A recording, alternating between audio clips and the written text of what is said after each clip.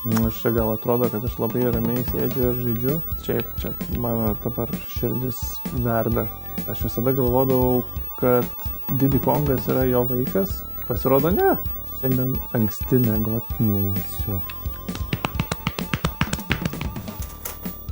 Sveiki, čia 5 epizodas ir šiandien aš turiu vieną savo mėgstamiausių 16 bitų eros žaidimų Donkey Kong Country. Pasaulyje jisai sužavėjo savo inovatyvumu ir mes įsijungsime šį žaidimą pabandyti ir apžvelgsime kodėl.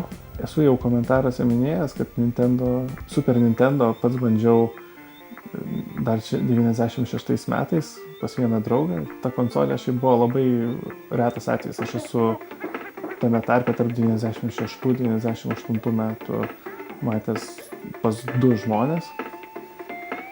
Na ir jinai tuo metu buvo įspūdinga. Tie žaidimai, kurie buvo ant tos konsolės, atrodė labai kitoniški tokie. Tos naujos versijos Mario Kartai ir ten dar daug visokių. Esu bandęs žaidimų, gal iki 10 žaidimų. Zombie Ate My Neighbors, King of Dragons toksai buvo, Capcomo. Tai tie žaidimai, tais 96 metais, tai tikrai buvo labai įdomus ir jautėsi tas skirtumas nuo to mums jau įprasto Mega Drive'o.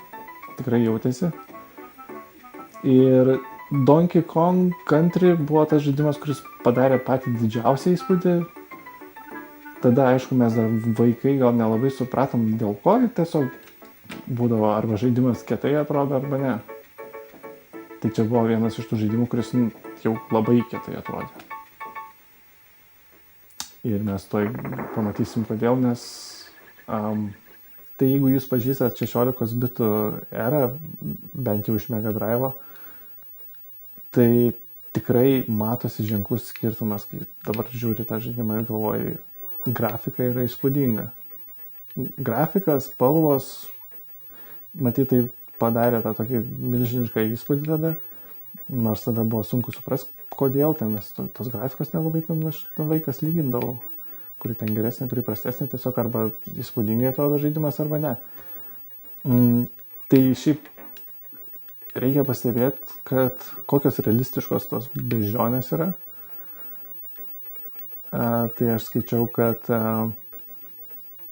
jos buvo sumodeliuotos kaip 3D ant Silicon Graphics, ten tada tuo metu labai galingų kompiuterių ir po to perkeltas į tą 2D erdvę, išlaikant tą tokį jausmą, kad lyg tas tie objektai, tos beždžionės būtų tokios kaip 3D labiau, negu tas toksai plokščias 2D vaizdas, kuris mums buvo įprastas. Tos prerenderintos grafikos, viskas aplinkos, kaip atrodo. Tai iš esmės tai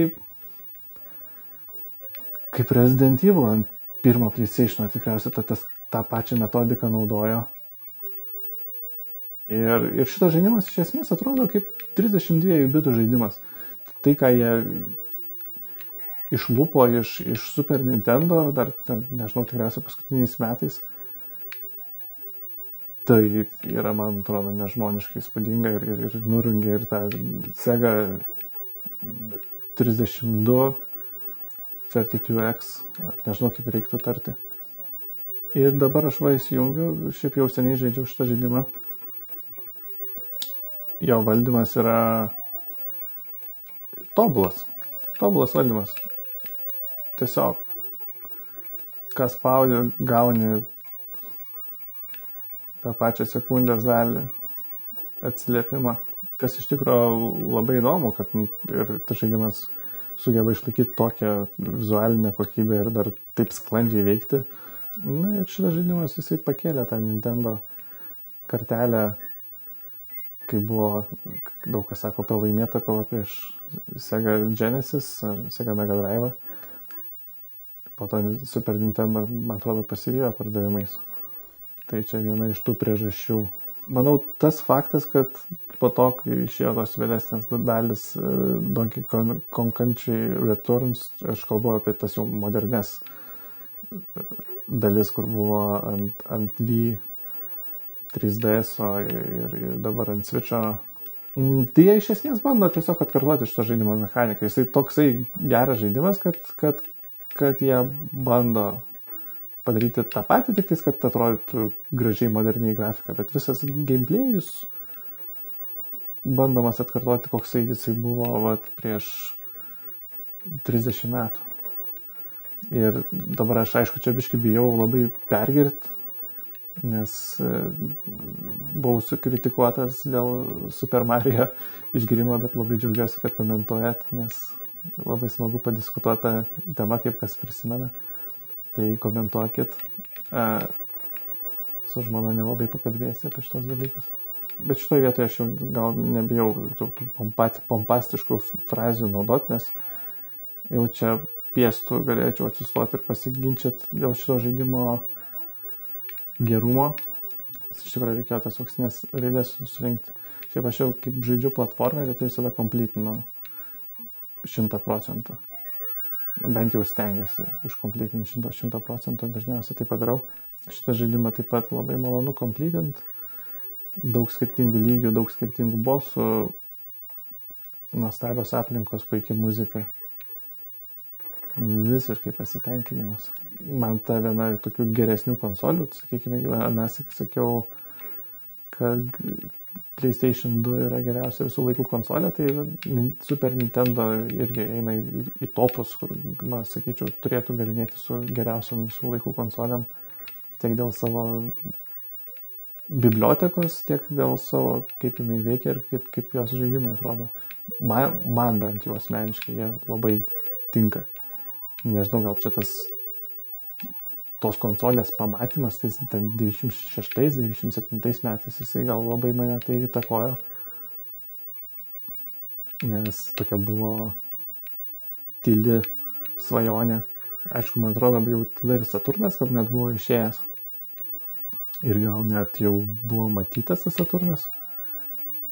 Ten kažkur po Merkurijai parduotuviai ant lentynėlės pajungtas Virtua Fighter, bet ten jau nepadori svajonė buvo, jau tos iš viso niekam nebuvo galima tokios sakyti svajonės, nelabai įmanomas dalykas.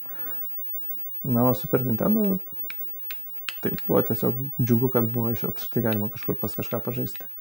Šiaip yra dar labiau išgirtos ten sekančios dalis, man atrodo, antra Donkey Kong Country dalis irgi ant SNES'o, ar net ir trečia lygtais yra. Nebandžiau. Nintendo 64 irgi niekada nežaidžiau beje. Jau tas pirmas 3D Donkey Kongas ten sukritikuotas dėl savo prasto balanso. Bandžiau jau po to tos modernius, kurie irgi labai puikus. Ten Tropical Freeze ir Donkey Kong Country Returns. Nu ir dabar Bonanza. Žaidžiau Bonanza, buvau labai užsihypinęs jį žaisti, kai pradėjau, ten mane stebino visaip. Ir labai greit atsibodo. Turiu daug kritikos tam naujam Donkey Kongui, jisai nepaliks man jokio tokio įspaudo, ką paliko, sakykime, Donkey Kong Country. Aš visada galvodavau, kad Diddy Kongas yra jo vaikas. Pasirodo, ne.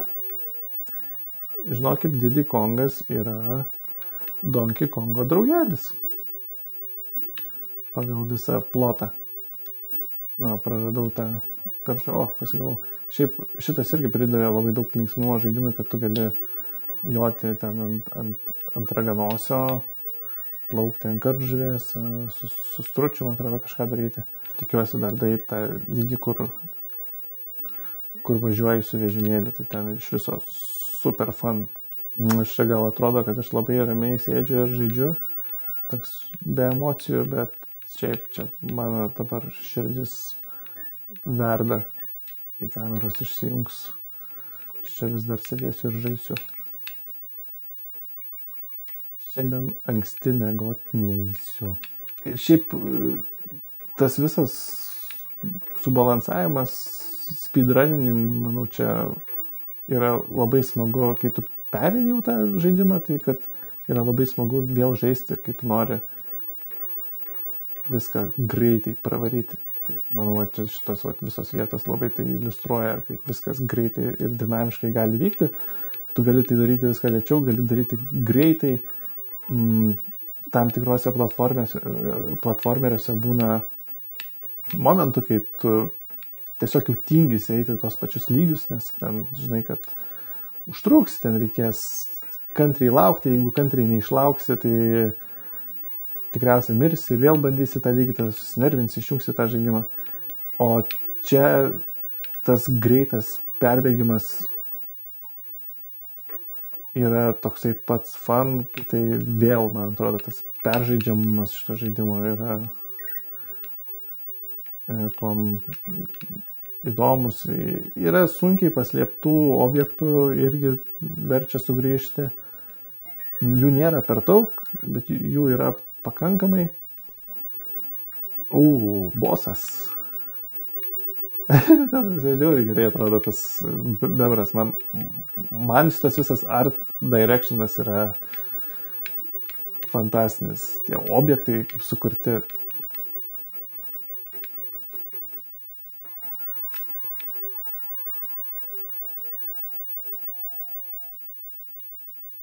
Va, apie ką aš kalbėjau, šitie lygiai patys smagiausi tiek senuose Donkey Konguose, tiek naujuose.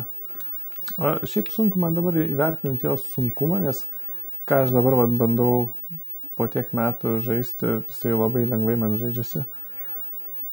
Įdomu, kaip tolimesni lygiai kokio sunkumo. Tai vėlgi vėliau pabandysiu, tikrai dar aš jį pažaisiu. Bet kol kas ką aš žaidžiu, tai man nesišvečia čia labai daug sunkumo.